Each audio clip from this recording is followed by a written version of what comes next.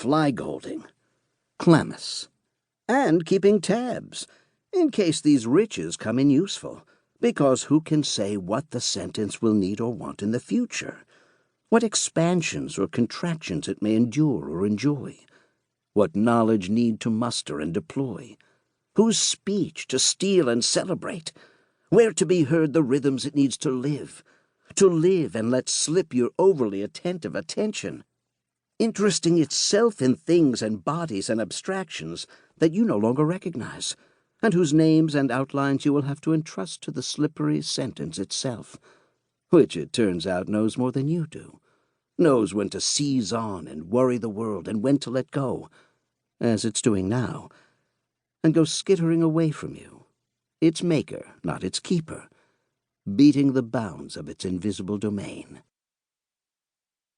For about 25 years, I have been copying sentences into the back pages of whatever notebook I happen to be using mostly for other purposes. The brand, style, and quality of these notebooks has changed a few times, but not their dimensions, or not much. They are all more or less A5, paperback size, at home in the hand or on the desk. Of course, there are sentences elsewhere in these books. Even the briefest, most telegraphic, verbless note is a sentence of sorts. And then there are the quotations and paraphrases from books, descriptions of people and places and things, as well as rough drafts of sentences later to be properly written, or not written. But the end of notebook sentences are different, even if some of them come from books I'm reviewing and so on.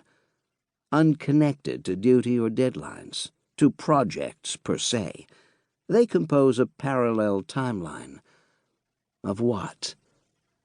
I suppose the word is affinity. On the bookshelves behind me as I'm writing now, there are 45 of those notebooks, a phalanx of black spines, interrupted by the occasional red or blue, and even 1 or 2 spiral bindings. One day I might track down others, which are lost among books and papers, and put the whole lot in chronological order. For now, choose a notebook from the shelves at random, and who knows what sliver of time will come with it, or what sentences. Here are some examples from a notebook I was using late in 2009. Walter Benjamin. Our life, it can be said, is a muscle strong enough to contract the whole of historical time. Walter Pater. In aesthetic criticism, the first step towards seeing one's object as it really is to know one's own impression as it really is.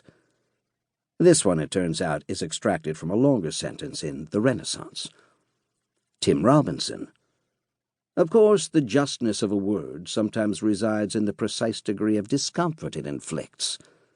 Robinson again. All you can feel is the cold, flowing down from the pulseless heart of the ice field. D.H. Lawrence. And my diamond might be coal or soot, and my theme is carbon. Finally, a fragment from a sentence, unattributed. Had fitted, as the air for human breath, so the clouds. It is by John Ruskin. Apart from the dismaying maleness of this selection, and some progress away from the abstractions of history and aesthetics, towards the particulars of geology and weather, I noticed something else. The first 3 sentences seem the sort of thing I might have saved for subsequent quotation. They sound self-assured, prodding their general points home. Between the 2 sentences from Robinson, an incomparable essayist on earth and atmosphere, everything changes. What did I think I was seeing in these other sentences? Or hearing? Or hoping to emulate? With the first 3, it's obvious. An epigrammatic snap, some truth at odds with received wisdom, a relevance to writing, a degree of portability. As a critic, I can imagine insinuating any one of them into an essay or review. Maybe not without a little pomp and satisfaction. But the others? How to say? Because this must be the word. What I love there. Some of the 27 sentences this book is about are derived from those notebook pages, out of a teeming sky of inscriptions.